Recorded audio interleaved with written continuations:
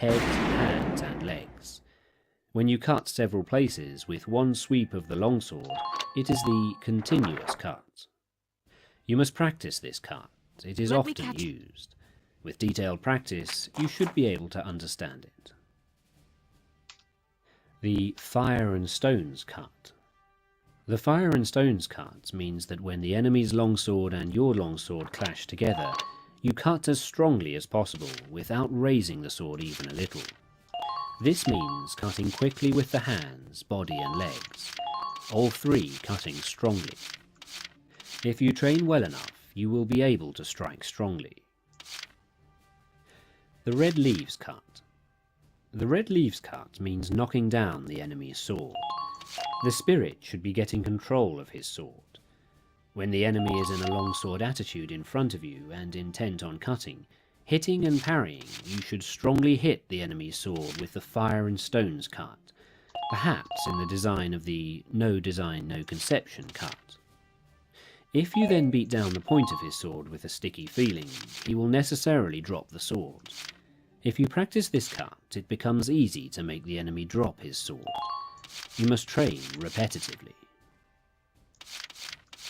The body in place of the longsword. Also, the longsword in place of the body. Usually, we move the body and sword at the same time to cut the enemy. However, according to the enemy's cutting method, you can dash against him with your body first, and afterwards cut with the sword. If his body is immovable, you can cut first with the longsword, but generally you hit first with the body and then cut with the longsword. You must research this well and practice hitting. Cut and slash. To cut and slash are two different things. Cutting, whatever form of cutting it is decisive, with a resolute spirit. Slashing is nothing more than touching the enemy. Even if you slash strongly, and even if the enemy dies instantly, it is slashing. When you cut, your spirit is resolved. You must appreciate this. If you first slash the enemy's hands or legs, you must then cut strongly. Slashing is in spirit the same as touching.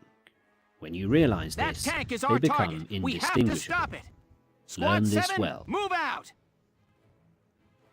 Chinese monkey's body. The Chinese monkey's body is the spirit of not stretching out your arms.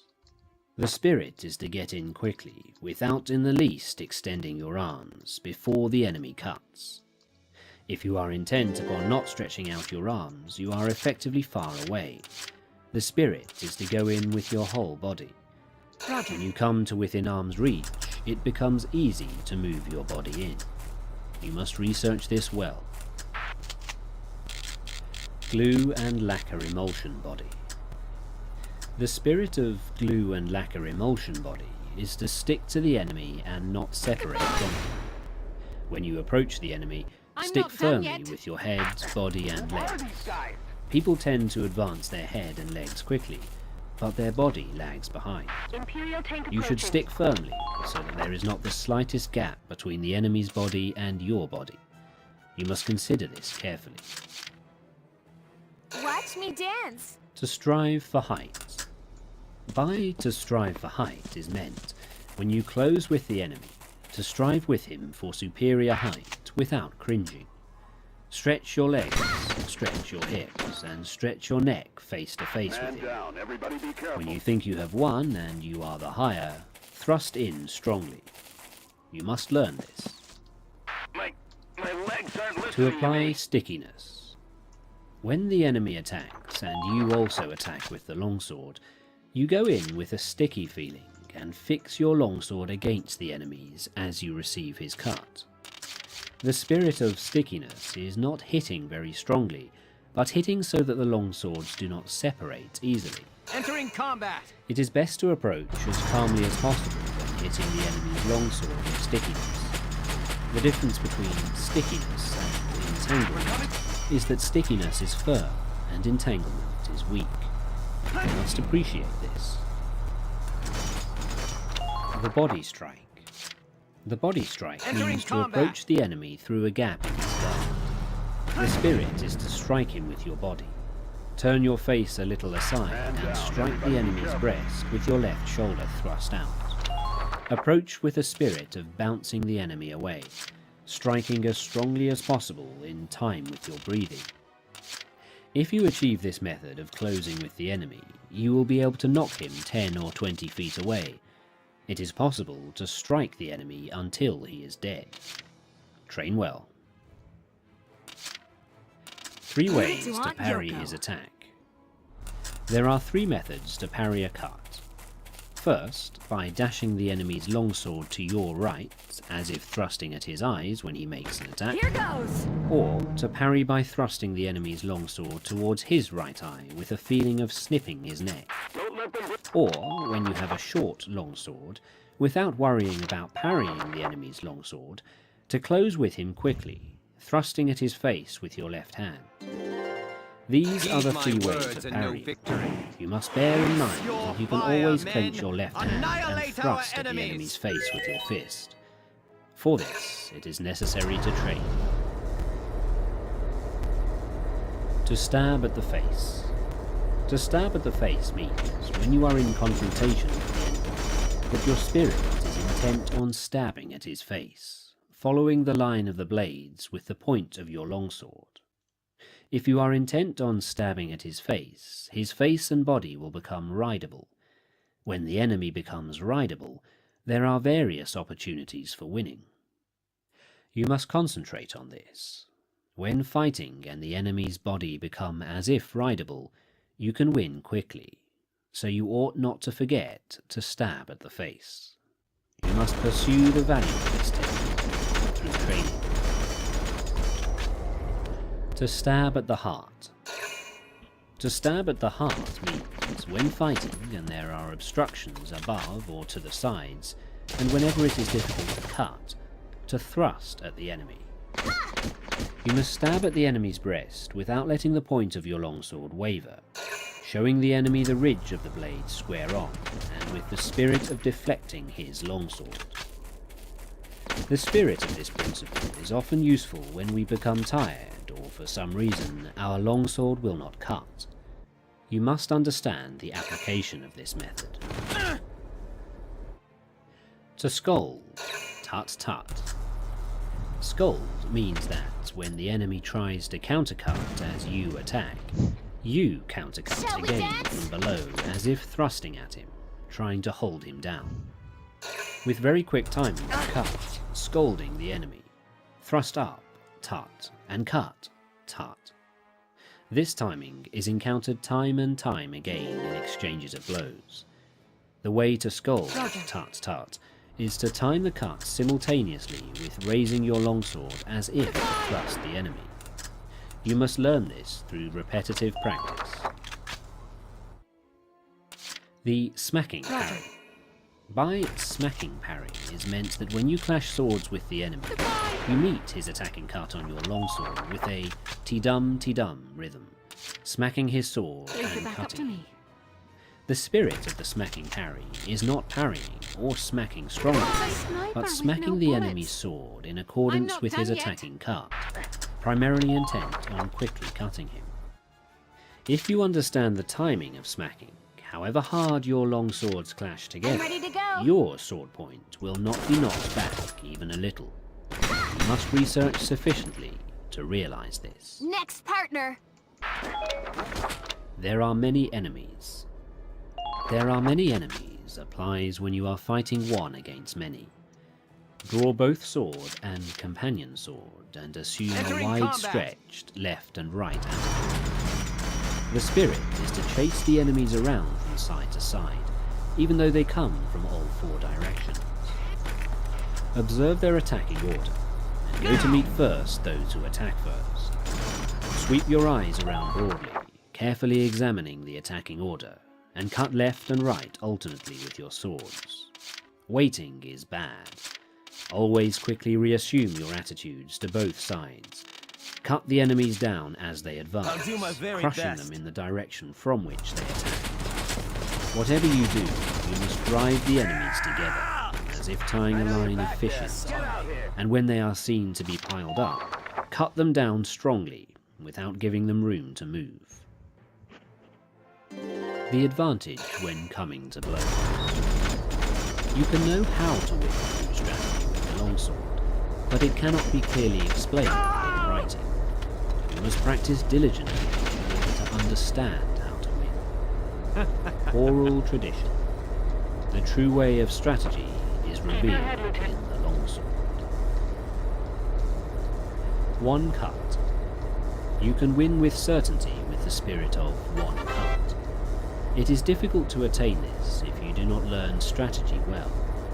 If you train well in this way, strategy will come from your heart and you will be able to win at will.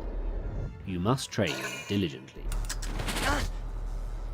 Direct communication.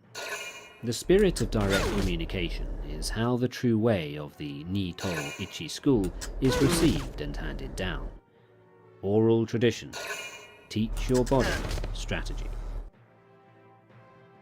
Recorded in the above book is an outline of Ichi school sword fighting.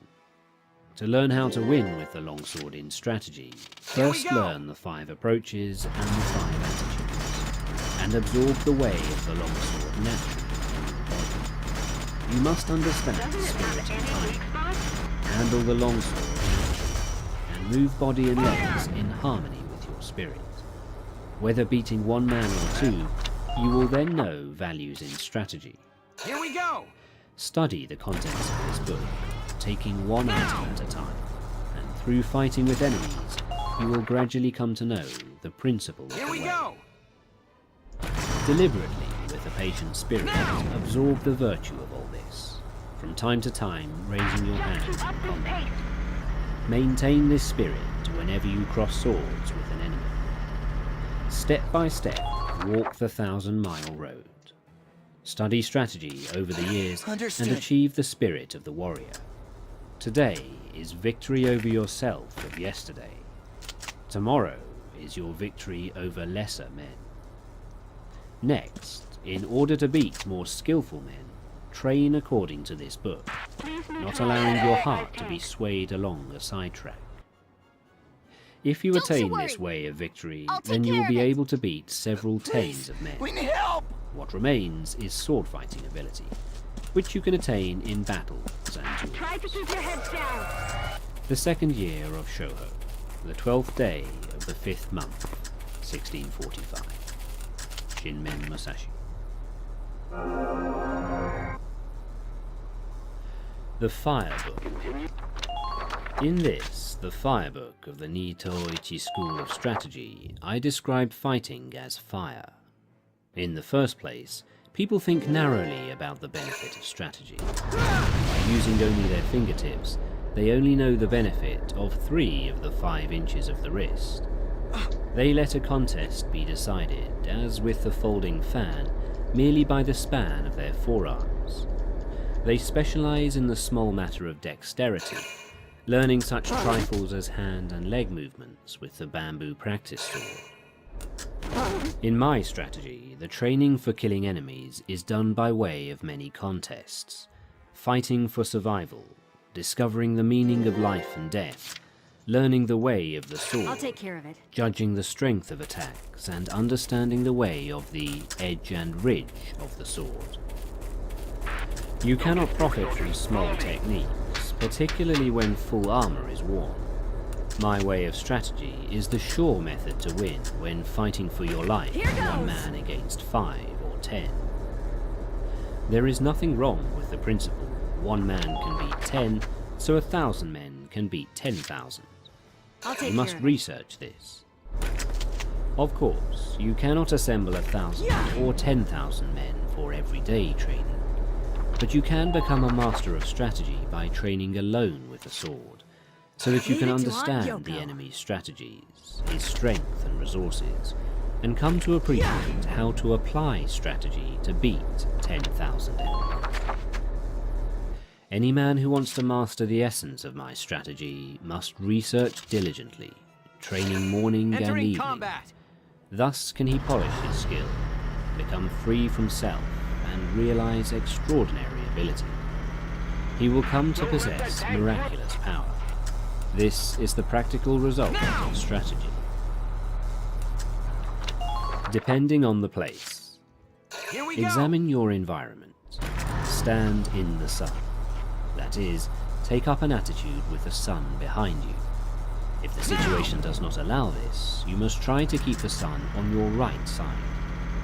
In buildings, you must stand with the entrance behind you or to your right. Make sure that your rear is unobstructed and that there is free space on your left, your right side being occupied with your sword attitude. At night, if the enemy can be seen, keep the fire behind you and the entrance to your right, and otherwise take up your attitude as above. You must look down and take up your attitude on slightly higher places. For example, the Hamise now is thought of as a high place. When the fight comes, always endeavour to chase the enemy around to your left side. Chase him towards awkward places and try to keep him with his back to awkward places. When the enemy gets into an inconvenient position, do not let him look around, but conscientiously chase him around and pin him down. In houses, chase the enemy into the thresholds, lintels, doors, verandas, pillars, and so on. Again, not letting him see his situation. Here we go. Always chase the enemy Gotta into love bad nature. footholds, obstacles at the side, and so on, using the virtues of the place to establish predominant positions from which to fight. You must research and train diligently in this. The 3 methods to forestall. The first is to forestall him by attacking. This is called Ken no Sen, Just a little to set longer, him up. almost there. Another Please, method do is what to you forestall can. him as he attacks. This is called Tai no Sen, to wait for the initiative. The other method is when you and the enemy attack together. This is called Tai no Sen, to accompany him and forestall. There are no methods of taking the lead other than these 3. Here we go. Because you can win quickly by taking the lead, it is one of the most important things in strategy. There are several things involved in taking the lead. You must make the best of the situation. See through the enemy's spirit so that you grasp his strategy and defeat him. It is impossible to Entering write combat. about this in detail. The first, Ken no Sen. When you decide to attack, keep calm and dash in quickly, forestalling the enemy. Or you can advance seemingly strongly, but with a reserved spirit, forestalling him with the reserve. Alternatively, advance with as strong a spirit as possible, and when you reach the enemy, Understood. move with your feet a little quicker than normal, unsettling him and overwhelming him sharply. Or, with your spirit calm, attack with a feeling of constantly crushing the enemy, from first to last. The spirit is to win in the depths of the enemy. These are all Ken no Sen. down. The second, Tai no Sen. When the enemy attacks, remain undisturbed, but feign weakness. As the enemy reaches you, suddenly move My away, words and indicating no that you victory. intend to jump aside. Your fire, Then dash men. in, attacking strongly Annihilate as our soon as you enemies. see the enemy relax. This is one way. Fire! Or, as the enemy attacks, attack more strongly, taking advantage of the resulting disorder in his timing to win. This is the Tai no Sen principle. The third, Tai no Sen. When the enemy makes a quick attack, you I'll must take care of attack it. strongly and calmly. Aim for his weak point as he draws near, and strongly defeat him. One order, Or, take Bombay. if the enemy attacks calmly, you must observe his Here movement goes. and, with your body rather floating, join in with his movements as he draws near.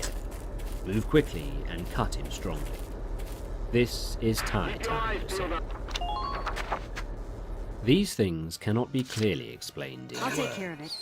You must research what is written here. In these 3 ways of forestalling, you must judge the situation. This does not mean that you always attack first, but if the enemy attacks first, you can lead him around. In strategy, Leave it to you have Aunt effectively Yoko. won when you forestall the enemy, so you must train well to attain this. Take this. To hold down a pillar. To hold down a pillar means not allowing the enemy's head to rise, One order of In tank contests of bombing. strategy, it is bad to be led about by the enemy. You must always be able to lead the enemy about. Obviously, the enemy will also be thinking of doing this, Entering but combat. he cannot forestall you if you do not allow him to come out. Now! In strategy, you must stop the enemy as he attempts to cut.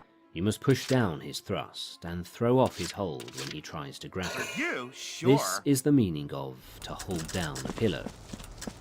When you have grasped this principle, whatever the enemy tries to bring about in the fight, you will see in advance and suppress it. The spirit is to check his attack at the syllable at. When he jumps, check his advance at the syllable jerk. That leaves 2 Check radiators. his cut at cut. The important thing in strategy is to suppress the enemy's useful actions, but allow his useless actions. However, doing this alone is defensive. First, you must act according to the way. Suppress the enemy's techniques, foiling his plans, and thence command him directly. When you can do this, you will be a master of strategy. You must train well and research holding down a pillow. Crossing at a ford. Crossing at a ford means, for example, crossing the sea at a strait, or crossing over 100 miles of broad sea at a crossing place. I believe this crossing at a ford occurs often in a man's lifetime. It means setting sail even though your friends stay in harbour, knowing the routes, knowing the soundness of your ship and the favour of the day. When all the conditions are Under met extensive and fire! there is perhaps a favourable wind or a tailwind, then set sail. If the wind changes within a few miles of your destination, you must row across the remaining distance without sail. If you attain do my this very spirit, best. it applies to everyday life. You must always think of crossing at a ford. In strategy also, it is important to cross at a ford. Discern the enemy's capability and, knowing your own strong points, cross the ford at the advantageous place, as a good captain crosses a sea route. If you succeed in crossing at the best place, you may take your ease.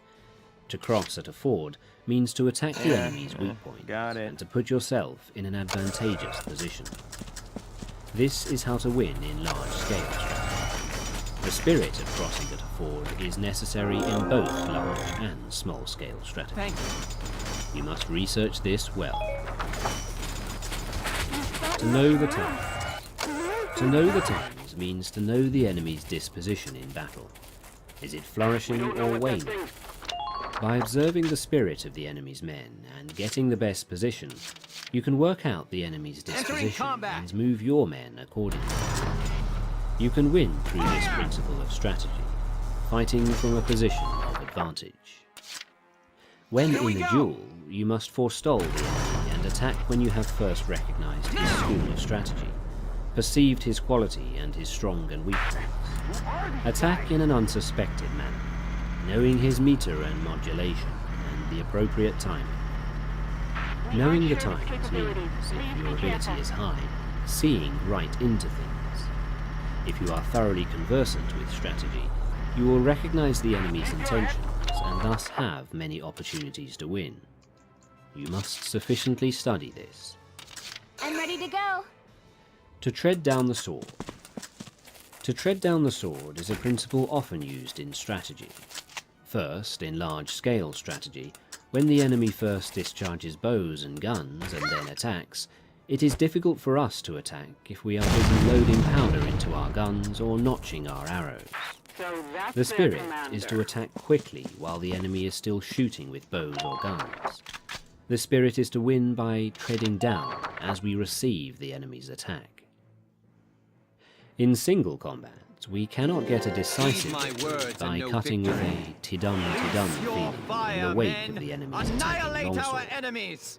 We must defeat him at the start of his attack, in the spirit of treading him down with the feet, so that he cannot rise again to the attack.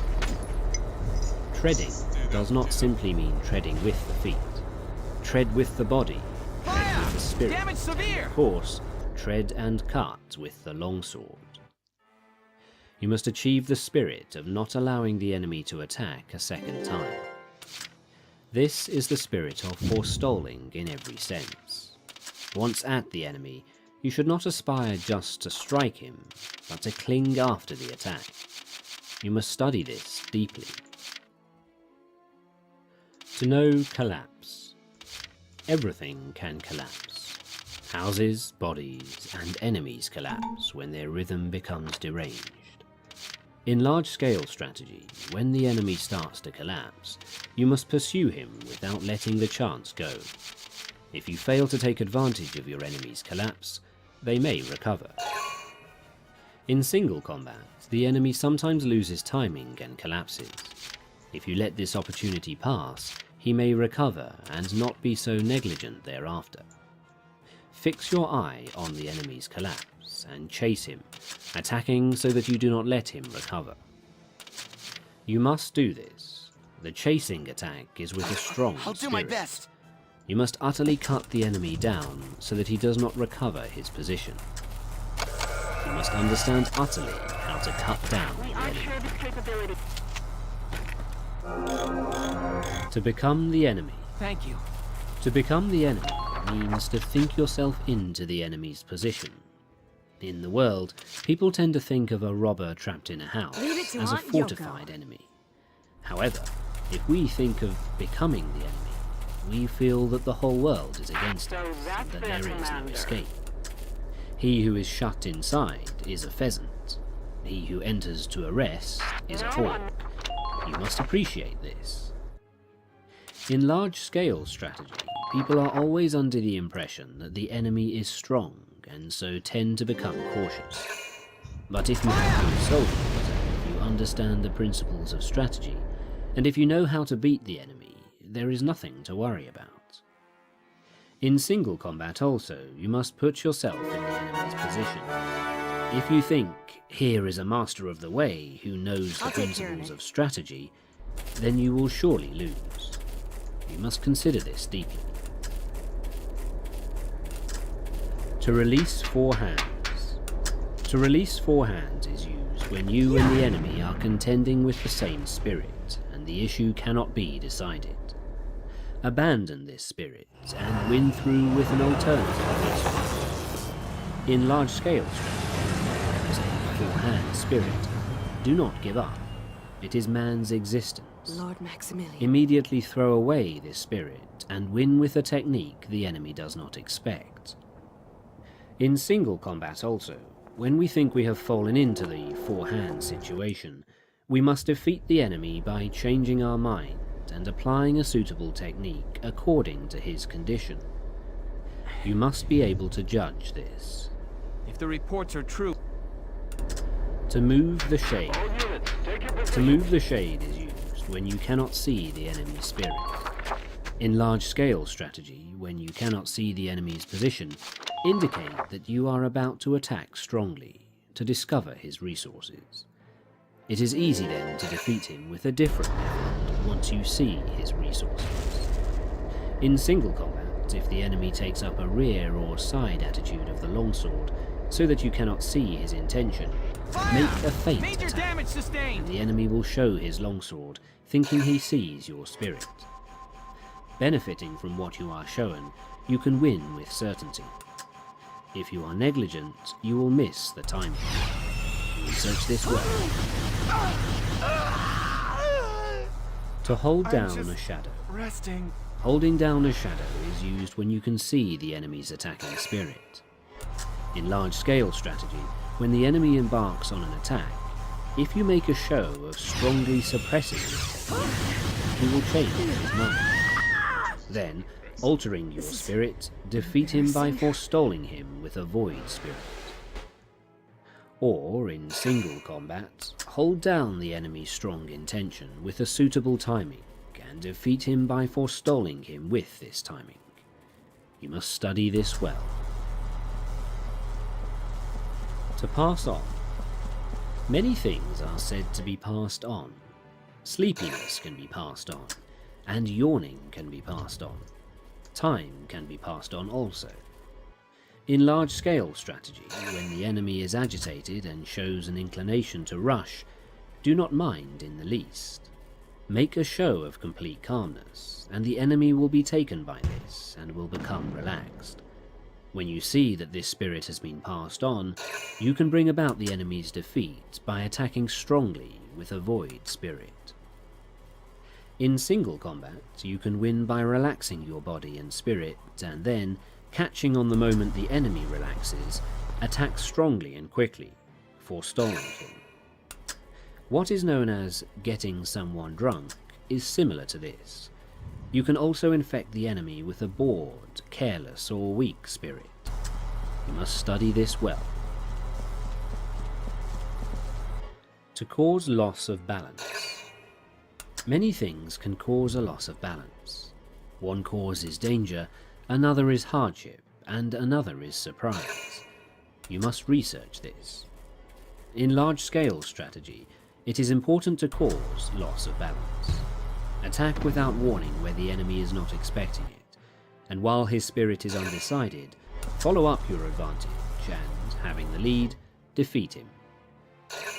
Or in single combat, start by making a show of being slow, then suddenly attack strongly. Without allowing him space for breath to recover from the fluctuation of spirit, you must grasp the opportunity to win. Get to the feel of this. To frighten. Fright often occurs, caused by the unexpected. In large-scale strategy, you can frighten the enemy not by what you present to their eyes, but by shouting, making a small force seem large, or threatening them from the flank without warning. These things all frighten. You can win by making best use of the enemy's frightened rhythm. In single combat also, you must use the advantage of taking the enemy unawares by frightening him with your body, longsword or voice, to defeat him. You should research this well. To soak in. When you have come to grips and are striving together with the enemy, and you realize that you cannot advance, you soak in and become one with the enemy. You can win by applying a suitable technique while you are mutually entangled. Entering combat! In battles involving large numbers, as well as in fights with small numbers, you can often win decisively with the advantage of knowing how to soak into the enemy, whereas, were you to draw apart, you would lose the chance to win. Research this well. To injure the corners. It is difficult to move strong things by pushing directly, You're all right. so Stay you strong. should injure the corners. In large-scale strategy, it is beneficial to strike at the corners of the enemy's force. If the corners are overthrown, the spirit of the whole body will be overthrown. Leave the back up To me. defeat the enemy, you must follow up the attack when the corners have fallen. In single combat, it is easy to win once the enemy collapses. This happens when you injure the corners of his body, and thus weaken him. Roger. It is important to know how to do this, so you must research this deeply. Goodbye. To throw into confusion. This means making the enemy lose resolve. In large-scale strategy, we can use your troops to confuse the enemy on the field. Observing the enemy's spirit, we can make him think, here, there, like that, like this, slow, fast. Victory is certain when the enemy is caught up in a rhythm that confuses his spirit. In single combat, we can confuse the enemy by attacking with varied techniques when the chance arises. Feint a thrust or cut, or make the enemy think you are going to close with him, and when he is confused, you can easily win. This is the essence of fighting, and you must research it deeply. Yeah. The three shouts. The three shouts are divided thus: before, during, and after. Shout according to the situation. Here I come. The voice is a thing of life. We shout against fires and so on, against the wind and the waves. The voice shows energy. In large-scale strategy, at the start of battle, we shout as loudly as possible. During the fight, The voice is low-pitched, shouting out as we attack. After the contest, we shout in the wake of our victory. These are the 3 shouts. Understood. In single combat, we make as if to cut and shout, "Hey!" at the same time to disturb the enemy. Then in the wake of our shout, we cut with the longsword. We shout after we have cut down the enemy. This is to announce victory. This is called Sengo no Koe, before and after this. We do not shout simultaneously with flourishing the longsword. We shout during the fight to get into rhythm. Roger. Research this Is there a deeply. hit coming? To mingle. In battles, when the armies are in confrontation, attack the enemy's strong points and, when you see that they are beaten back, quickly separate and attack yet another strong point on the periphery of his force. The spirit of this is like a winding mountain path. Leave the backup to me. This is an important fighting method for one man against many. Strike down the enemies in one quarter or drive them I'm back. not done yet. Then grasp the timing and attack further strong points to right and left, as if on a winding mountain path, weighing up the enemy's disposition. When you know the enemy's level, attack strongly with no trace of retreating spirit. In single combat too, use this spirit with the enemy's strong points. What is meant by mingling is the spirit of advancing and becoming engaged with the enemy, and not withdrawing Watch me even dance. one step. You must understand this. Scorching sands? Bring it on! To crush. This means to crush the Shall enemy we regarding dance? him as being weak.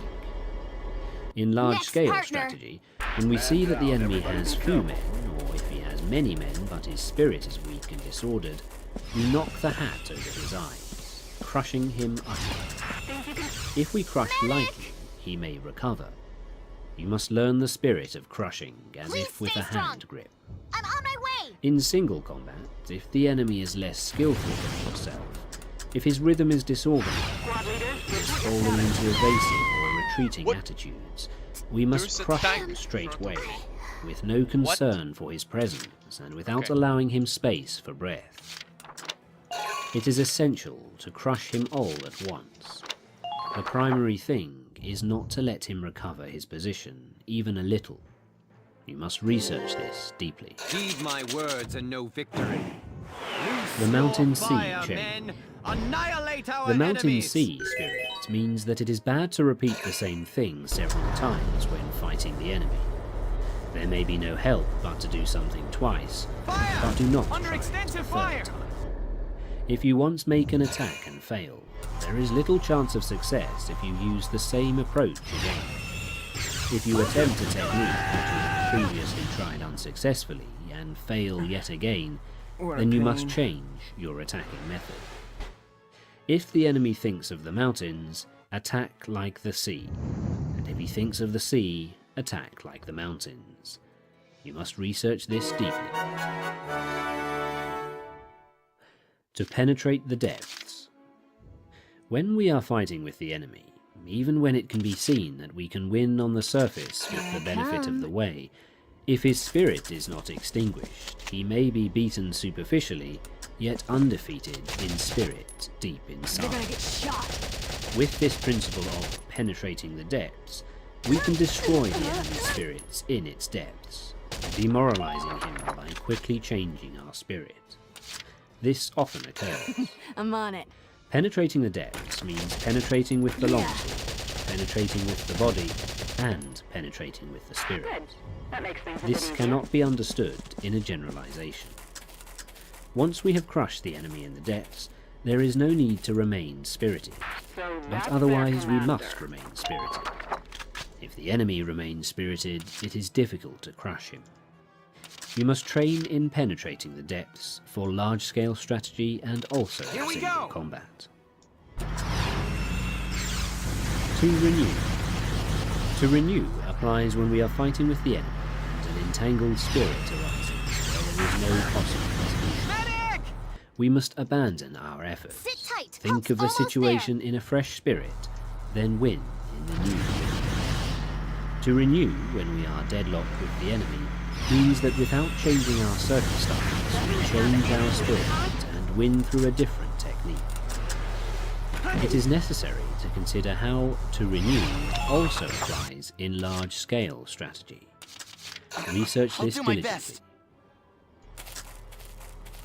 Rat's head, ox's neck. Rat's head and ox's neck means that when we are fighting with the enemy, both he and we have become occupied with small points in an entangled spirit. We must always think of the way of strategy as being both a rat's head and an ox's neck. Whenever we have become preoccupied with small Entering combat. details, we must suddenly change into a large spirit, interchanging large with small. This is one of the essences of strategy. It is necessary that the warrior think in this spirit in everyday life. We must not depart from this spirit in large-scale strategy nor in single combat. Here we go! The commander knows the truth. The commander knows the truth applies everywhere in fights in my way of strategy. Using the wisdom of strategy, think of the enemy as your own truths. When you think in this way, you can move him at will and be able to face him around. You become the general, and the enemy becomes your troops. You must master this. To let go the hilt. There are various kinds of spirit involved in letting go the hilt. There is the spirit of winning without a sword. There is also the spirit of holding the long sword but not winning. The various methods cannot be expressed in writing. You must train well. The body of a rock. When you have mastered the way of strategy, you can suddenly make your body like a rock, and 10,000 things cannot touch you. This is the body of a rock. You will not be moved. Tell me. Oral What tradition. the fuck? What the fuck was that?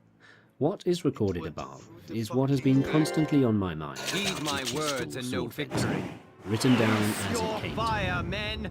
Annihilate This is the our first time enemies. I have written about my technique, and the order of things is a bit confusing. It is difficult to express it clearly. This book is a spiritual guide for the man who wishes to learn the way. My heart has been inclined to the way of strategy from my youth onwards. I have devoted myself Entering to combat. train my hand, tempering my body, and attaining the many spiritual attitudes of sword fencing.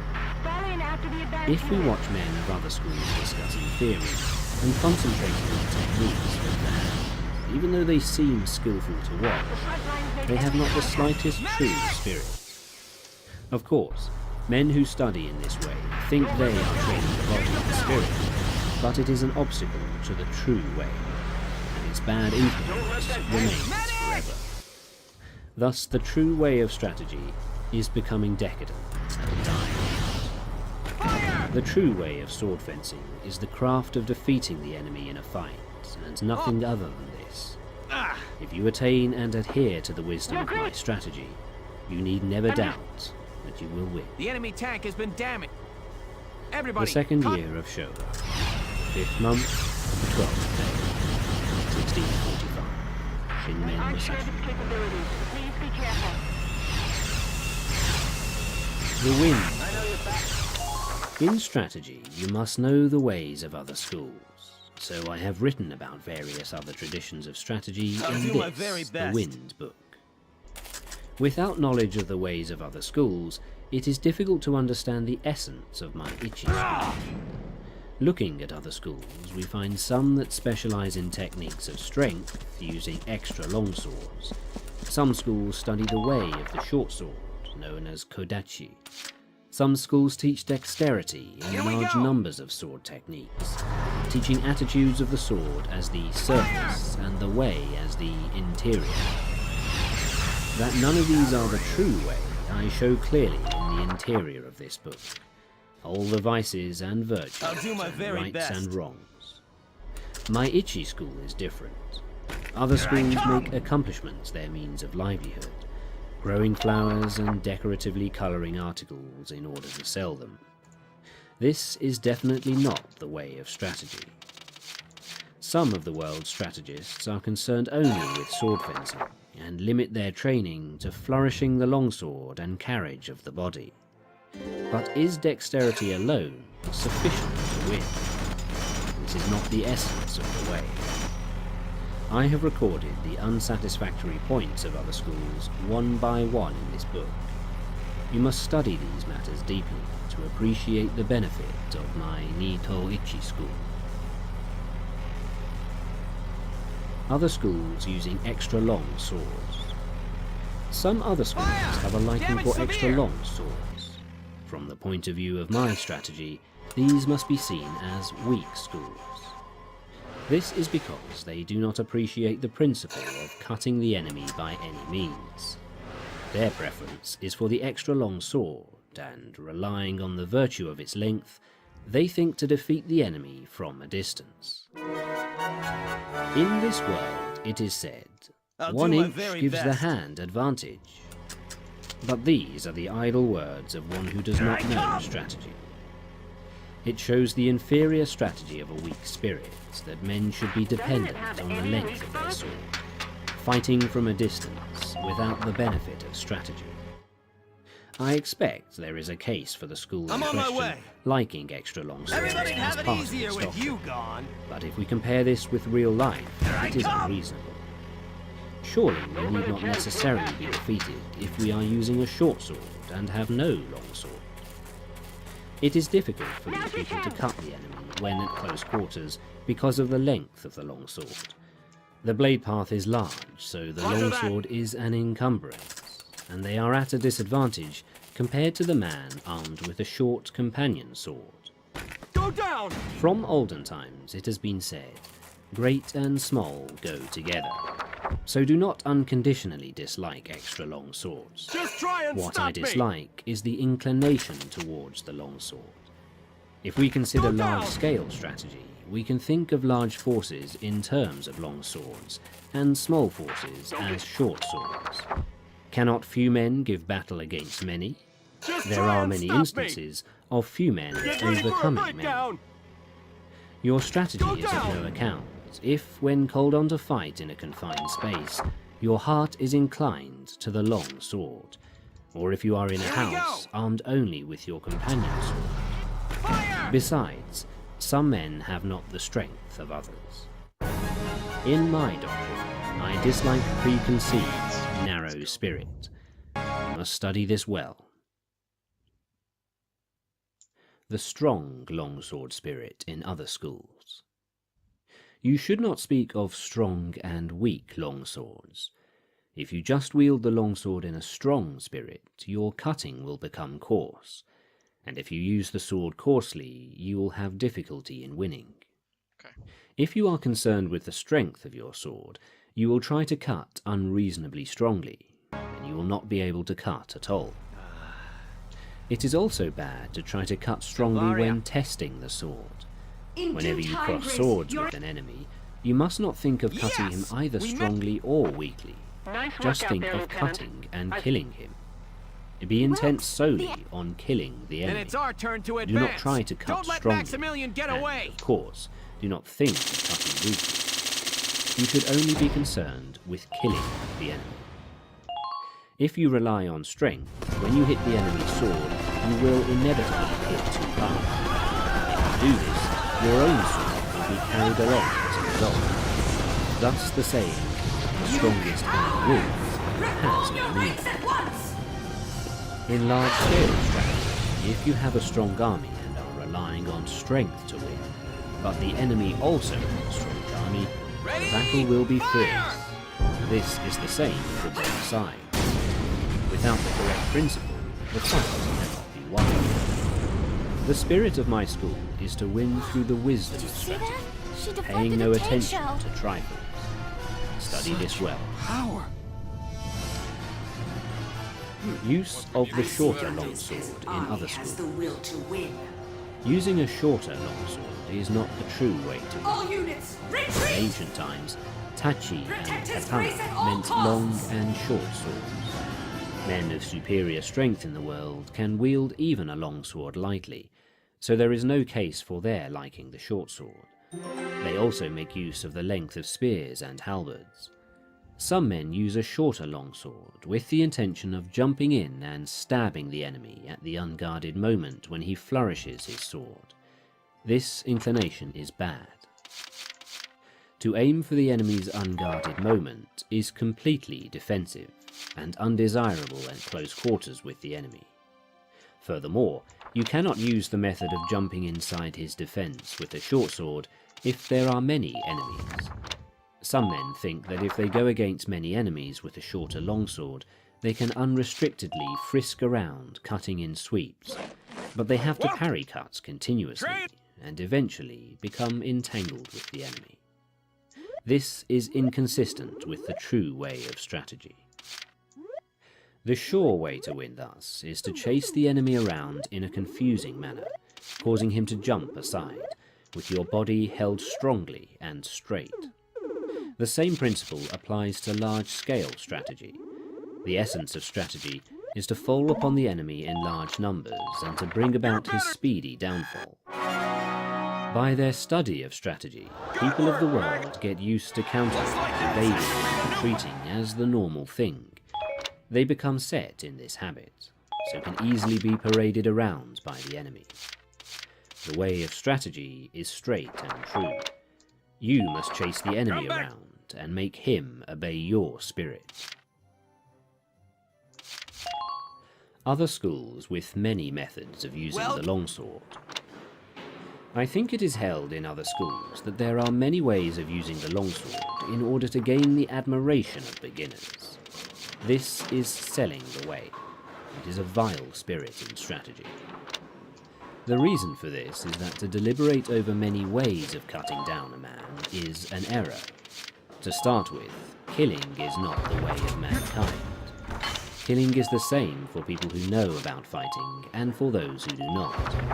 It is the same for women or children, and there are not many different methods. We can speak of different tactics such as stabbing and mowing down, but none other than these. Anyway, cutting down the enemy is the way of strategy, and there is no need for many refinements of it. Even so, according to the place, your longsword may be obstructed above or to the sides, and you will need to hold your sword in such a manner that it can be used. There are 5 methods in 5 directions. Methods apart from these 5, hand twisting, body bending, jumping out, and so on, to cut the enemy, are not the true way of strategy. In order to cut the enemy, you must not make twisting or bending cuts. This is completely useless.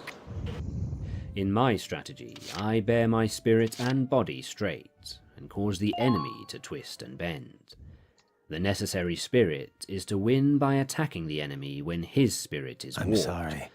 You must study this well. Use of attitudes of the longsword in other schools. Placing a great deal of importance on the attitudes of the longsword is a mistaken way of thinking. What is known in the world as attitude applies when there is no enemy. The reason is that this has been a precedent since ancient times, but there should be no such thing as "this is the modern way to do it" dueling. You must force the enemy into inconvenient situations. Attitudes are for situations in which you are not to be moved, that is, for garrisoning castles, battle array, and so on, showing the spirit of not being moved even by a strong assault. In the way of dueling, however, you must always be intent upon taking the lead and attacking. Attitude is the spirit of awaiting an attack. You must appreciate this.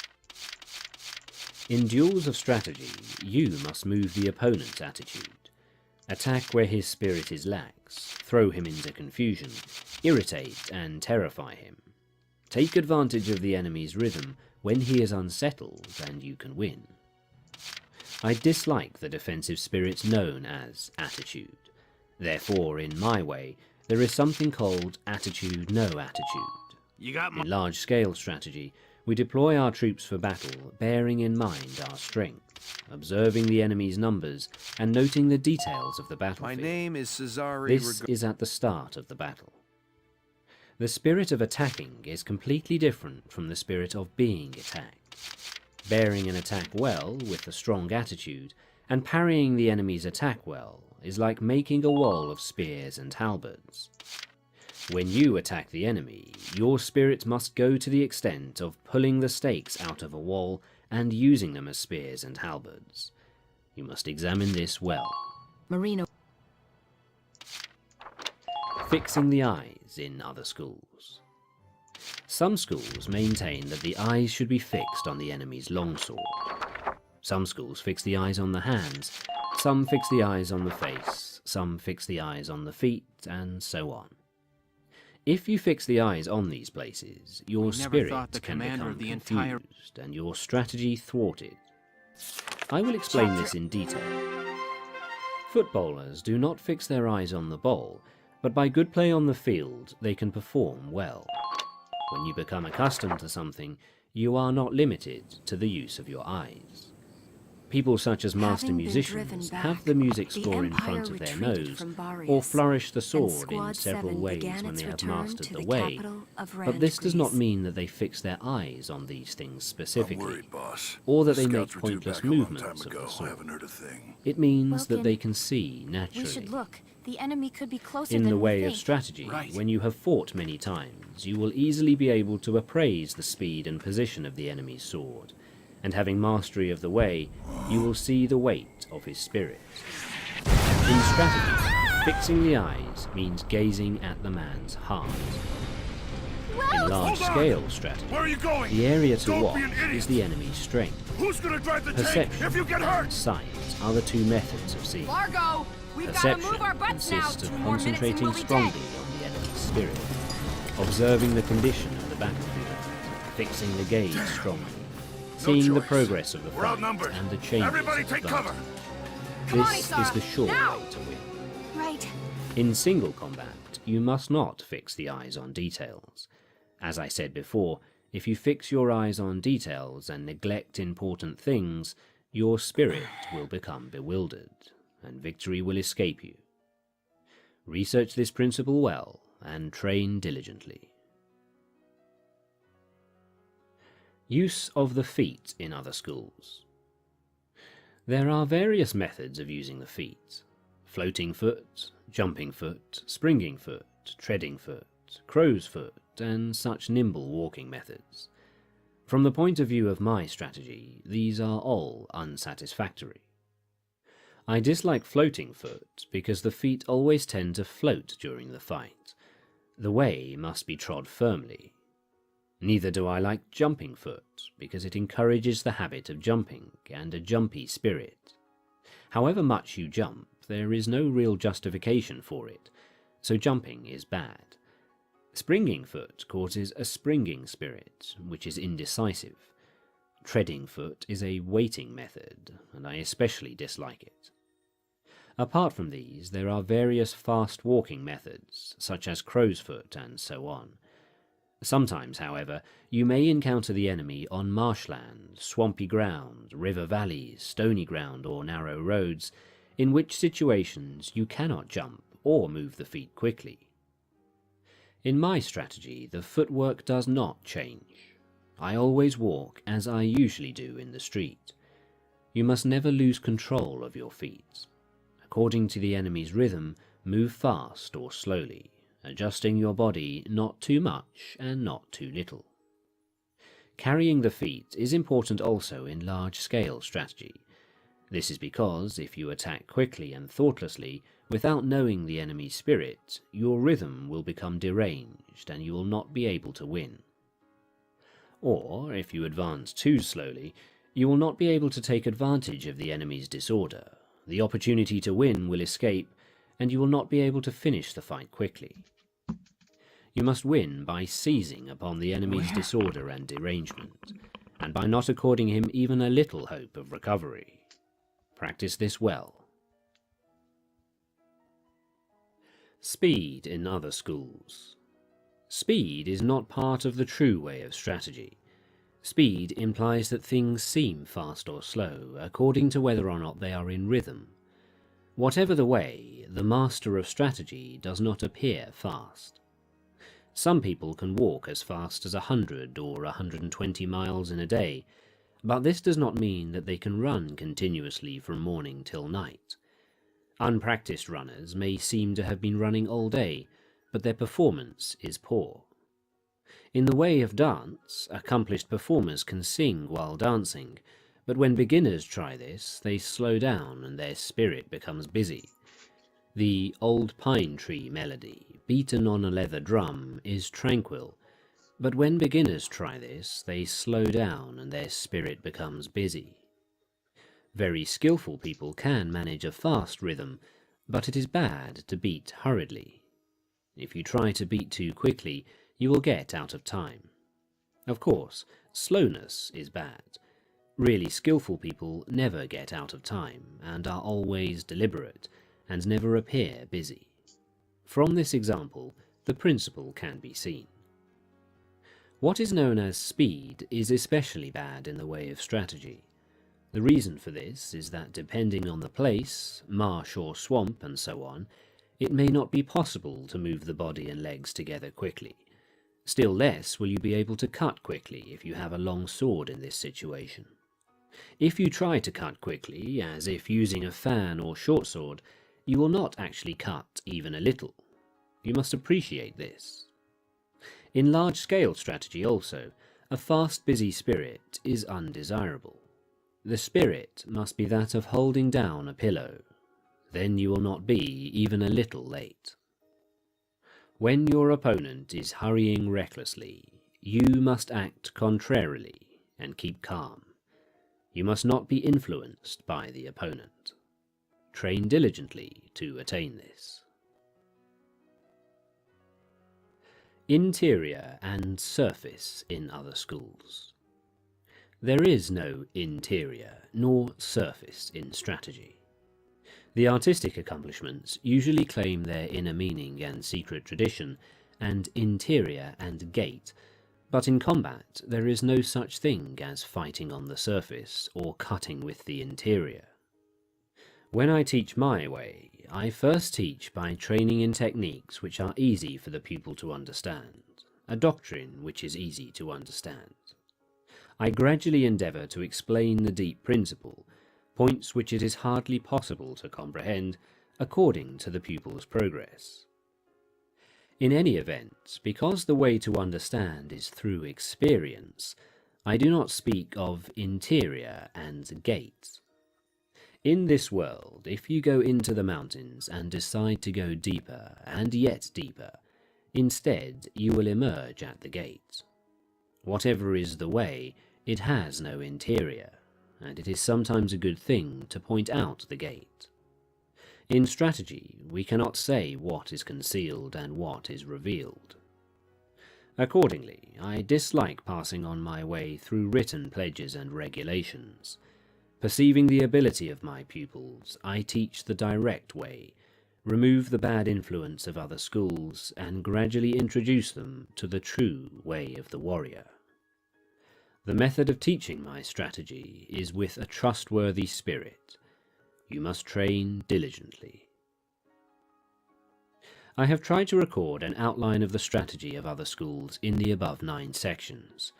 I could now continue to give a specific account of these schools one by one, from the gate to the interior, but I have intentionally not named the schools or their main points.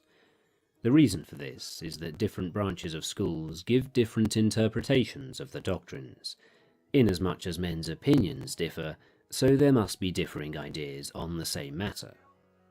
Thus, no one man's conception is valid for any school. I have shown the general tendencies of other schools on 9 points. If we look at them from an honest viewpoint, we see that people always tend to like long swords or short swords, and become concerned with strength in both large and small matters. You can see why I do not deal with the gates of other schools. In my Ichi school of the longsword, there is neither gate nor interior. There is no inner meaning in sword attitudes. You must simply keep your spirit true to realize the virtue of strategy. 12th day of the 5th month, the 2nd year of Shouho, 1645. Shinmen Musashi. The Book of the Void. The Nito Ichi way of strategy is recorded in this, the Book of the Void. What is called the spirit of the void is where there is nothing. It is not included in man's knowledge. Of course, the void is nothingness. By knowing things that exist, you can know that which does not exist. That is the void. People in this world look at things mistakenly and think that what they do not understand must be the void. This is not the true void. It is bewilderment. In the way of strategy also, those who study as warriors think that whatever they cannot understand in their craft is the void. This is not the true void. To attain the way of strategy as a warrior, you must study fully other martial arts and not deviate even a little from the way of the warrior. With your spirit settled, accumulate practice day by day and hour by hour. Polish the twofold spirit, heart and mind, and sharpen the twofold gaze, perception and sight. When your spirit is not in the least clouded, when the clouds of bewilderment clear away, there is the true void. Until you realize the true way, whether in Buddhism or in common sense, you may think that things are correct and in order. However, if we look at things objectively from the viewpoint of laws of the world, we see various doctrines departing from the true way. Know well this spirit, and with forthrightness as the foundation and the true spirit, as the way. Enact strategy broadly, correctly, and openly. Then you will come to think of things in a wide sense, and, taking the void as the way, you will see the way as void. In the void is virtue and no evil. Wisdom has existence, principle has existence, the way has existence. Spirit is nothingness. 12th day of the 5th month, 2nd year of Shoho, 1645. Shinmen Musashi.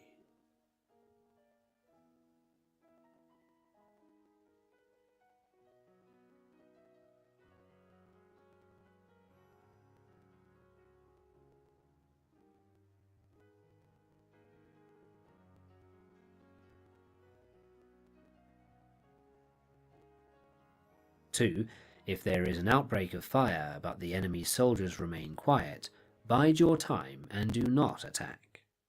3. When the force of the flames has reached its height, follow it up with an attack if that is practicable. If not, stay where you are. 4. If it is possible to make an assault with fire from without, do not wait for it to break out within, but deliver your attack at a favourable moment. And 5. When you start a fire, be windward of it. Do not attack from the leeward. A wind that rises in the daytime lasts long, but a night breeze soon falls. In every army, the 5 developments connected with fire must be known, the movement of the stars calculated, and a watch kept for the proper days. Hence, those who use fire as an aid to the attack show intelligence. Those who use water as an aid to the attack gain an extension of strength. By means of water, an enemy may be intercepted, but not robbed of all his belongings. Unhappy is the fate of one who tries to win his battles and succeed in his attacks without cultivating the spirit of enterprise, for the result is waste of time and general stagnation. Hence the saying, the enlightened ruler lays his plans well ahead, the good general cultivates his resources. Move not unless you see an advantage. Use not your troops unless there is something to be gained. Fight not unless the position is critical. No ruler should put troops into the field merely to gratify his own spleen. No general should fight a battle simply out of pique. If it is to your advantage, make a forward move. If not, stay where you are. Anger may in time change to gladness. Vexation may be succeeded by content. But a kingdom that has once been destroyed can never come again into being, nor can the dead ever be brought back to life. Hence the enlightened ruler is heedful of the good general, full of caution. This is the way to keep a country at peace and an army intact. 13. The use of spies. Sun Tzu said, "Raising a host of 100,000 men and marching them great distances entails heavy loss on the people and a drain on the resources of the state. The daily expenditure will amount to 1,000 ounces of silver. There will be a commotion at home and abroad, and men will drop down exhausted on the highways. As many as 700,000 families will be impeded in their labor. Hostile armies may face each other for years, striving for the victory which is decided in a single day. That being so, to remain in ignorance of the enemy's condition simply because one grudges the outlay of 100 ounces of silver in honours and emoluments is the height of inhumanity. One who acts thus is no leader of men, no present help to his sovereign, no master of victory. Thus, what enables the wise sovereign and the good general to strike and conquer and achieve things beyond the reach of ordinary men is foreknowledge. Now, this foreknowledge cannot be elicited from spirits. It cannot be obtained inductively from experience, nor by any deductive calculation. Knowledge of the enemy's dispositions can only be obtained from other men. Hence the use of spies, of whom there are 5 classes. 1. Local spies. 2. Inward spies. 3. Converted spies. 4. Doomed spies. And 5. Surviving spies. When these 5 kinds of spy are all at work, none can discover the secret system. This is called divine manipulation of the threads. It is the sovereign's most precious faculty. Having local spies means employing the services of the inhabitants of a district. Having inward spies, making use of officials of the enemy. Having converted spies, getting hold of the enemy spies and using them for our own purposes. Having doomed spies, doing certain things openly and for purposes of deception, and allowing our spies to know of them and report them to the enemy. Surviving spies, finally, are those who bring back news from the enemy's camp. Hence it is that which none in the whole army are more intimate relations to be maintained than with spies. None should be more liberally rewarded. In no other business should greater secrecy be preserved. Spies cannot be usefully employed without a certain intuitive sagacity. They cannot be properly managed without benevolence and straightforwardness. Without subtle ingenuity of mind, one cannot make certain of the truth of their reports. Be subtle, and use your spies for every kind of business. If a certain piece of news is divulged by a spy before the time is ripe, he must be put to death together with the man to whom the secret was told.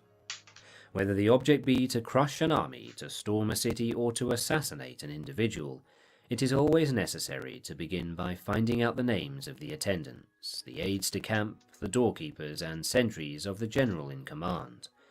Our spies must be commissioned to ascertain these. The enemy spies who have come to spy on us must be sought out, tempted with bribes, led away and comfortably housed. Thus they will become converted spies and available for our service. It is through the information brought by the converted spy that we are able to acquire and employ local and inward spies. It is owing to his information, again, that we can cause the doomed spy to carry false tidings to the enemy. Lastly, it is by his information that the surviving spy can be used on appointed occasions. The end and aim of spying in all 5 varieties is knowledge of the enemy, and this knowledge can only be derived in the first instance from the converted spy. Hence it is essential that the converted spy be treated with the utmost liberality. Of old, the rise of the Yin dynasty was due to Yi Zhi, who had served under the Xia. Likewise, the rise of the Zhou dynasty was due to Lu Ya, who had served under the Yin. Hence it is only the enlightened ruler and the wise general who will use the highest intelligence of the army for purposes of spying, and thereby they achieve great results. Spies are a most important element in water, because on them depends an army's ability to move. Sun Tzu and the Lesson of the Concubines. Sun Tzu's book, The Art of War, earned him an audience with the King of Wu, who said, "I have thoroughly read your 13 chapters. May I submit your theory of managing soldiers to a small test?" Sun Tzu replied, "Sir, you may." The King of Wu asked, "Can the test be applied to women?" Sun Tzu replied that it could, so arrangements were made to bring 180 beautiful women from the palace. Sun Tzu divided them into 2 companies, with one of the king's favourite concubines at the head of each. He then made all of them take spears in their hands and spoke to them. "I presume you know the difference between front and back, right hand and left hand?" The women replied, "Yes." Sun Tzu continued, "When to the sound of drums I order eyes front, look straight ahead. When I order left turn, face toward your left hand. When I order right turn, face toward your right hand. When I order about turn, face around to the back." After the words of command had been explained, the women agreed they understood. He gave them spears so he could begin the drill. To the sounds of drums, Sun Tzu ordered, "Right turn." In response, the women burst out in laughter. With great patience, Sun Tzu said, "If the instructions and words of command are not clear and distinct, if orders are not thoroughly understood, then the general is to blame." He then repeated the explanation several times. This time, he ordered the drums to signal left turn, and again the women burst into laughter. Then Sun Tzu said, "If the instructions and words of command are not clear and distinct, if orders are not thoroughly understood, then the general is to blame. But if commands are clear and the soldiers disobey, then it is the fault of the officers." He immediately ordered the women who were at the head of the 2 companies to be beheaded. Of course, the king was watching from a raised pavilion, and when he saw that his 2 favourite concubines were about to be executed, he was alarmed and swiftly sent down a message. "We are now quite satisfied as to the general's ability to manage troops. Without these concubines, my food and drink will not taste good. It is the king's wish that they not be beheaded." Sun Tzu replied, "Having received the sovereign's commission to take charge and direct these troops, there are certain orders I cannot accept." He immediately had the 2 concubines beheaded as an example, and appointed the 2 next in line as new leaders. Now the drums were sounded again, and the drill began. The women performed all the maneuvers exactly as commanded, turning to the right or left, marching ahead, turning around, kneeling, or rising. They drilled perfectly in precision and did not utter a single sound. Sun Tzu sent a messenger to the King of Wu, saying, "Your Majesty, the soldiers are now correctly drilled and perfectly disciplined. They are ready for your inspection. Put them to any use you desire. As sovereign, you may choose to require them to go through fire and water, and they will not disobey." The king responded, "Our commander should cease the drill and return to his camp. We do not wish to come down and inspect the troops." With great calm, Sun Tzu said, "The king is only fond of words, and cannot carry them into deeds."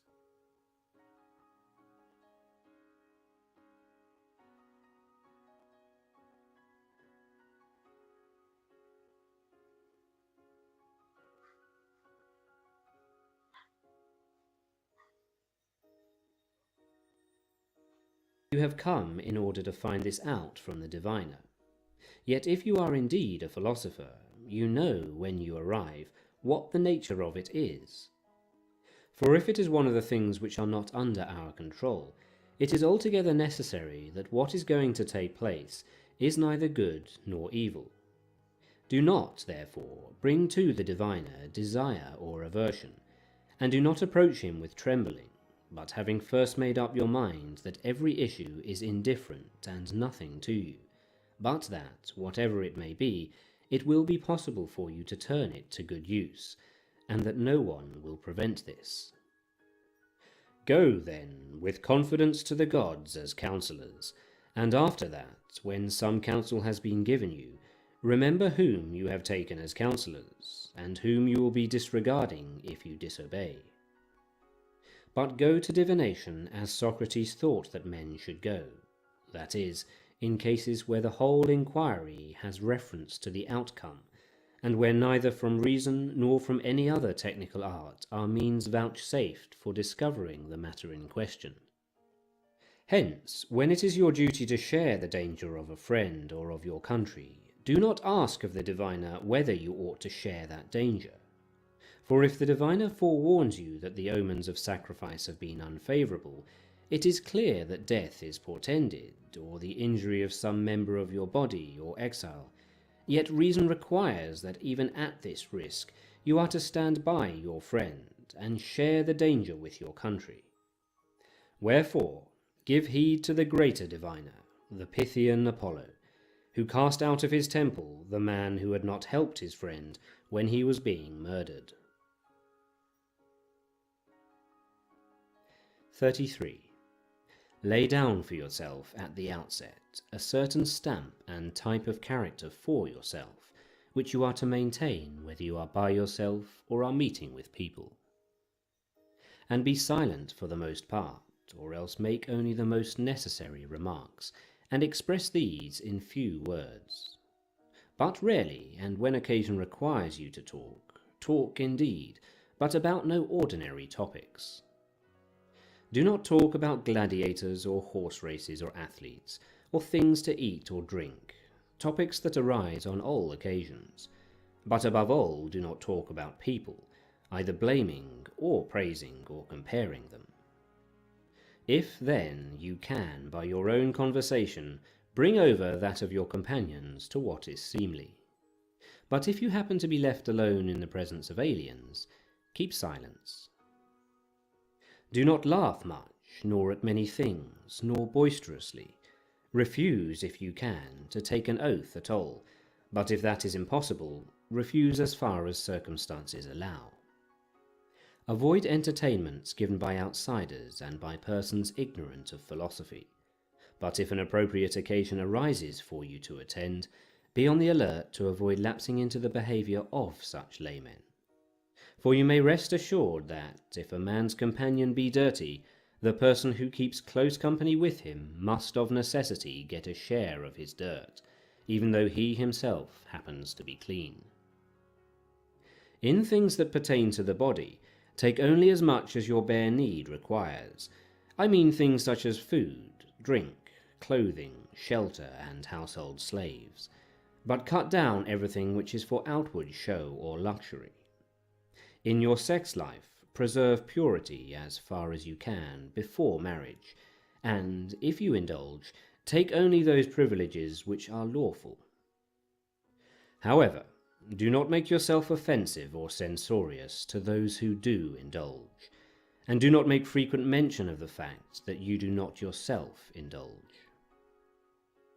If someone brings word that so-and-so is speaking ill of you, do not defend yourself against what has been said, but answer, "Yes, indeed, for he did not know the rest of the faults that attach to me. If he had, these would not have been the only ones he mentioned." It is not necessary, for the most part, to go to the public shows. If, however, a suitable occasion ever arises, show that your principal concern is for none other than yourself, which means wish only for that to happen which does happen, and for him only to win who does win, for so you will suffer no hindrance. But refrain utterly from shouting, or laughter at anyone, or great excitement. And after you have left, do not talk a great deal about what took place, except in so far as it contributes to your own improvement, for such behaviour indicates that the spectacle has aroused your admiration. Do not go rashly or readily to people's public readings, but when you do go, Maintain your own dignity and gravity, and at the same time, be careful not to make yourself disagreeable. When you are about to meet somebody, in particular when it is one of those men who are held in very high esteem, propose to yourself the question, what would Socrates or Zeno have done under these circumstances? And then you will not be at a loss to make proper use of the occasion. When you go to see one of those men who have great power, propose to yourself the thought that you will not find him at home, that you will be shut out, that the door will be slammed in your face, that he will pay no attention to you. And if, despite all this, it is your duty to go, go and take what comes, and never say to yourself, "It was not worth all the trouble."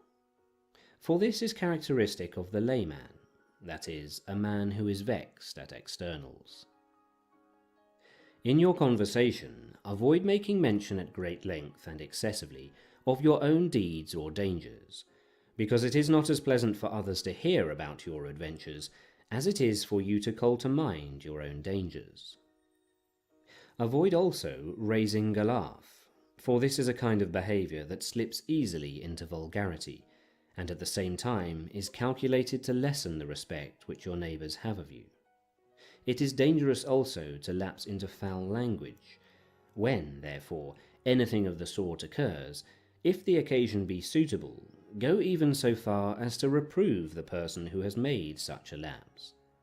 If, however, the occasion does not arise, at all events show by keeping silence and blushing and frowning that you are displeased by what has been said. 34. When you get an external impression of some pleasure, guard yourself, as with impressions in general, against being carried away by it. Nay, let the matter wait upon your leisure, and give yourself a little delay. Next, think of the two periods of time. First, that in which you will enjoy your pleasure, and second, that in which, after the enjoyment is over, you will later repent and revile your own self. And set over against these two periods of time how much joy and self-satisfaction you will get if you refrain. However, if you feel that a suitable occasion has arisen to do the deed, be careful not to allow its enticement and sweetness and attractiveness to overcome you. But set over against all this the thought, how much better is the consciousness of having won a victory over it. 35. When you do a thing which you have made up your mind ought to be done, never try not to be seen doing it, even though most people are likely to think unfavourably about it.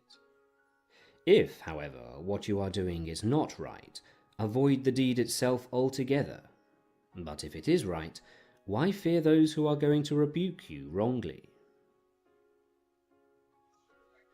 36. Just as the propositions, "it is day" and "it is night" are full of meaning when separated, but meaningless if united, You're We are awake. awake. so also, granted that for you to take the larger share at a dinner is good for your body, still Okay. it is bad for the maintenance of the proper kind of social feeling. Your tactics. When, therefore, you are eating with another person, remember to regard not merely the value for your body of what lies before you, but also to maintain your respect for your host. I will so live as to remember that I was born for others, It looks like we and I got will thank separated. nature on this account. Oh. For in what fashion Alicia, could she have There are done probably better still for me? Imperials camped She out has up given there. me alone to all. It's just and a matter all of to time me until they alone. spot us here. Whatever should I may move as soon possess, as we can. I will neither hoard it greedily nor squander it recklessly. Are you hurt anywhere? I will think that I Do you have think no you can walk? possessions so real as those which think I I'm have given fine. away to deserving people. I will not reckon benefits by their magnitude or number, or Scratch by that. anything except the I think my value ankle set upon sprained, them by actually. the receiver.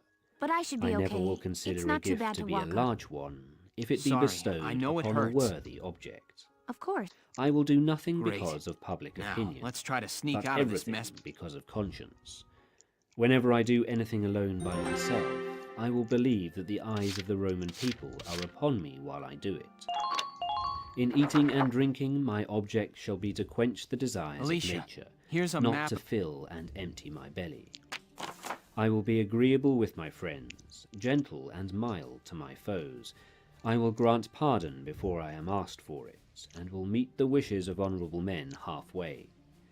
I will bear in mind that the world is my native city, that its governors are the gods, and that they stand above and around me, criticizing whatever I All do right. or say. Ready to start moving? Whenever either nature demands my breath again, or reason bids me dismiss it, I will quit The this lack life, of light means it's calling harder to all see. to witness that I have loved a good conscience and Is your good ankle gonna pursuits, that no one's Sorry. freedom, my own least That's of all right. all, has been impaired through me.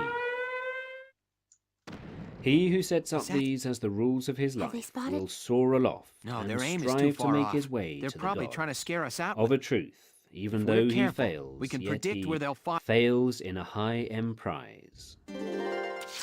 But you, who hate both virtue and those who practice it, do nothing at which we need be Moving out. surprised. For sickly lights cannot bear the sun. Nocturnal creatures avoid the brightness of day, and at its first dawning become bewildered and all betake themselves to Can't their beat the smell of dens fresh together. soil. Creatures that fear the light hide themselves in crevices. So croak away, and exercise your miserable tongues in reproaching good men. Enemy sighted! Open wide your jaws, bite hard.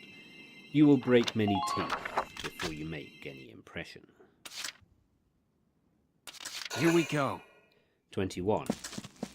But how is it that this man studies philosophy and nevertheless lives the life of a rich man?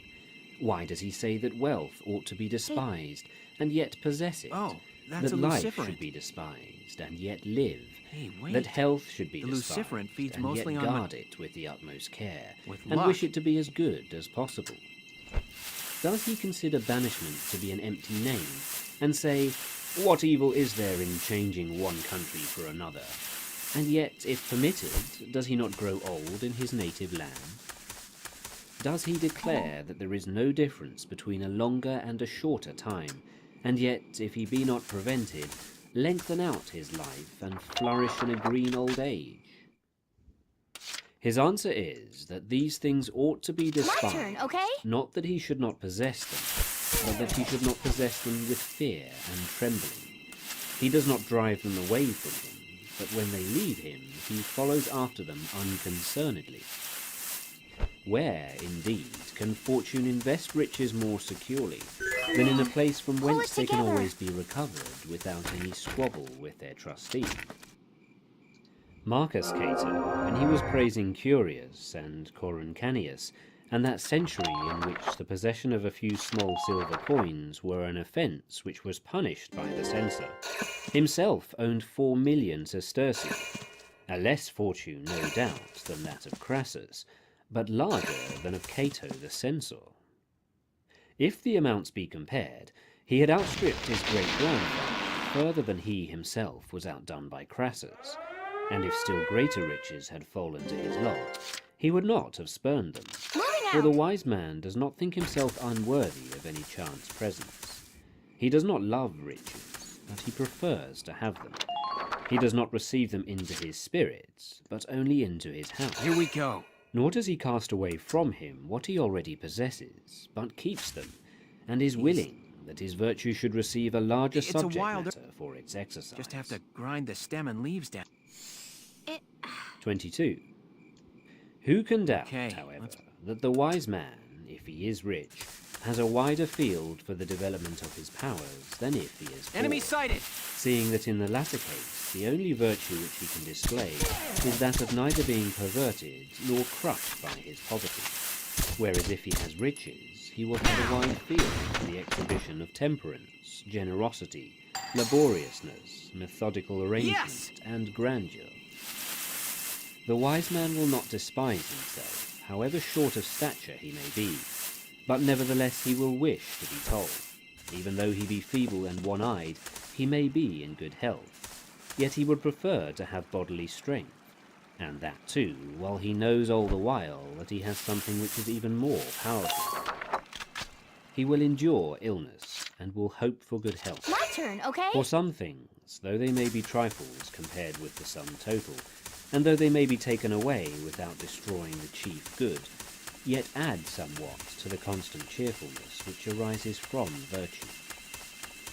Riches encourage and brighten up such a man, just as a sailor is delighted at a favourable wind that bears him on his way, or as people feel pleasure at a fine day or at a sunny spot in the cold weather. What wise man, I mean of our school, whose only good is virtue, can deny that even these matters which we call neither good nor bad have in themselves a certain value, and that some of them are preferable to others? To some of them we show a certain amount of respect, and to some a great deal. Do My not, turn, then, okay? make any mistake. Riches belong to the class of desirable things. Why, then, say you, do you laugh at me, since you place them in the same position that I do? Do you wish to know how different the position is? They'll in radio which our we place location to them? the mortars.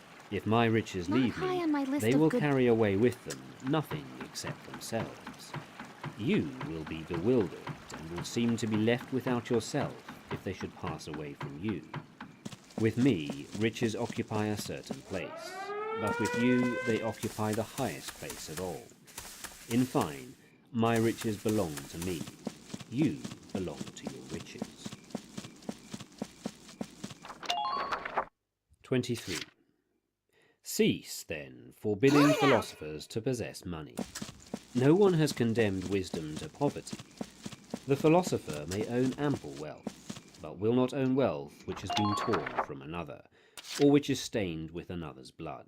Ready to go. His must be obtained without wronging the Gotta man, love nature. and without its being won by base means.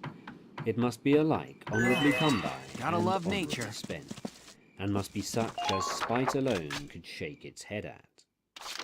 Raise it to whatever figure you please, it will still be an honourable possession, if, while it includes much which every man would like to call his own, there be nothing which any man can say is his own. Such a man will not forfeit his right to the favour of fortune, and will neither boast of his inheritance, nor blush for it that it was honourably acquired. Yet he will have something to boast of, if he throw his house open, let all his countrymen come among his property, and say, if Ready to anyone go. recognizes here anything belonging to him, let him take it. What a Enemy great sighted. man! How excellently rich will he be, if after his speech he possesses as much as he had before. I say, then, that if he can safely and confidently submit his accounts to the scrutiny of the people, and no one can find in them any item upon which he can lay hand, such a man may boldly and unconcealedly enjoy his riches. Moving The out. wise man will not allow a single ill-won penny to cross his threshold, yet he will not refuse or close his door against great riches, if they are the gift of fortune and the product of virtue. Don't even think What of reason dodging. has he for grudging them good quarters? Now! Let them come and be his guests. He will neither brag of them nor hide them away. The one is the part of a silly, the other of a cowardly and paltry spirit, which, as it were, muffles up a good thing in its lap. Neither will he, as I said before, turn them out of his house. For what will he say? Will he say, "You are useless," or "I do not know how to use riches"? As he is capable of performing a journey upon his own feet, but yet would prefer to mount a carriage, just so he will be capable of being poor, yet will wish to be rich. He will own wealth, but will view it as an uncertain possession, which will some day fly away from him. He will not allow it to be a burden either to himself or to anyone else. Ready to go. He will give it. Why do you prick up your ears? Why do you open your pockets? He will give it either to good men or to those whom it may make into good men. He will give it after having taken the utmost pains to choose those who are fittest to receive it, as becomes one who bears in mind that he My ought to turn, give an okay? account of what he spends, as well as of what he receives. He will give for good and commendable reasons, for a gift ill bestowed counts as a shameful loss. He will have an easily opened pocket, but not one with a hole in it, so that much may be taken out of it, yet nothing may fall out of it. 24. He who believes giving to be an easy matter is mistaken. It offers very great difficulties. Thank you. If we bestow our bounty rationally, and do not scatter it impulsively and at random. Here we go. I do this man a service. I requite a good turn done me by that one. Alicia, here's I some help more this Panisserie. other because I pity him. This man again I teach to be That's no good. fit object for poverty, to hold down or Hostile degrade. sighted. I shall not give some men anything, although they are in want, because even if I do give to them, they will still be in want. I shall proffer my bounty to some, and shall forcibly thrust it upon others.